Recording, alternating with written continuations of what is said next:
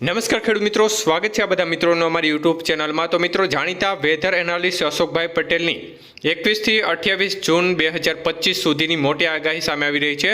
તો આ તારીખો દરમિયાન કયા વિસ્તારમાં કેટલા ઇંચ સુધીનો વરસાદ પડશે તે વિશેની સંપૂર્ણ માહિતી જણાવી છે આગાહીમાં। તો સંપૂર્ણ માહિતી જાણીએ તે પહેલાં જે પણ મિત્રો નવા હોય તે ચેનલને સબસ્ક્રાઇબ કરી દેજો। તો મિત્રો, ચોમાસાની પ્રગતિ વિશે વાત કરતા જણાવે છે કે આગામી 2 દિવસમાં દક્ષિણ પશ્ચિમ ચોમાસું આગળ વધવા માટે અનુકૂળ પરિસ્થિતિ છે। ત્યારે જે નોર્થ અરેબિયન સીના બાકીના રાજસ્થાનના વધુના કેટલાક ભાગો, પશ્ચિમ ઉત્તર પ્રદેશ, ઉત્તરાખંડ, હિમાચલ પ્રદેશના બાકીના ભાગો, જમ્મુ કાશ્મીર, ગિલગિટ, મુઝફ્ફરાબાદ, લદ્દાખના કેટલાક ભાગોમાં આગામી 2 દિવસમાં ચોમાસાનું આગમન થઈ જશે।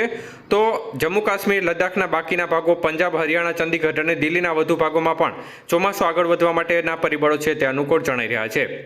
ત્યારે હાલની સિસ્ટમ વિશેની વાત કરતા તેઓ જણાવે છે કે એક low pressure system south waste Bihar અને તેને લાગુ વિસ્તારમાં જોડાયેલું જોવા મળી રહ્યું છે અને તેને એક અપર એર સાયક્લોનિક સર્ક્યુલેશન છે તે તેના નીચેના લેવલ ઉપર જોવા મળી રહ્યું છે અને દક્ષિણ દિશા તરફ ઝુકાવ ધરાવે છે।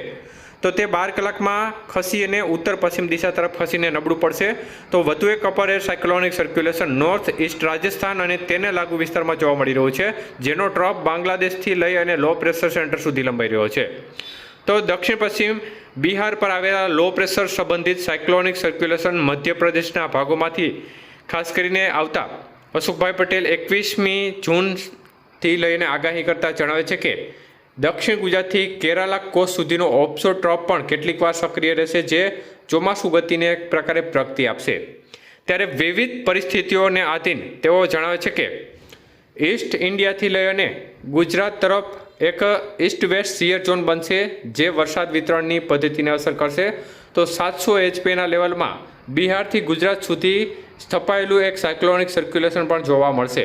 તો આ તમામ પરિબળોને આધીન સૌરાષ્ટ્ર અને કચ્છ ગુજરાતમાં 21 થી 28 તારીખ દરમિયાન વરસાદની વાત કરતા તેઓ જણાવે છે કે કેટલાક દિવસોમાં છૂટો છવાયો હળવો મધ્યમ વરસાદ 10 થી 35 મિલીમીટર, તો અન્ય દિવસોમાં ઠીક વ્યાપક વિસ્તારમાં હળવોથી મધ્યમ વરસાદ, જેમાં 10 થી 35 mm વરસાદ થવાની સંભાવના।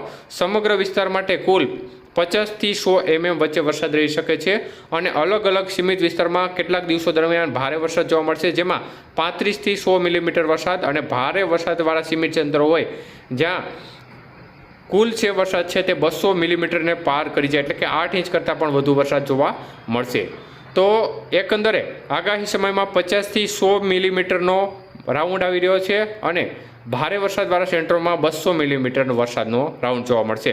તો અમુક સેન્ટરમાં વરસાદનો 1 થી વધુ રાઉન્ડ જોવા મળશે તેવી વાત અશોકભાઈ પટેલે કરી છે।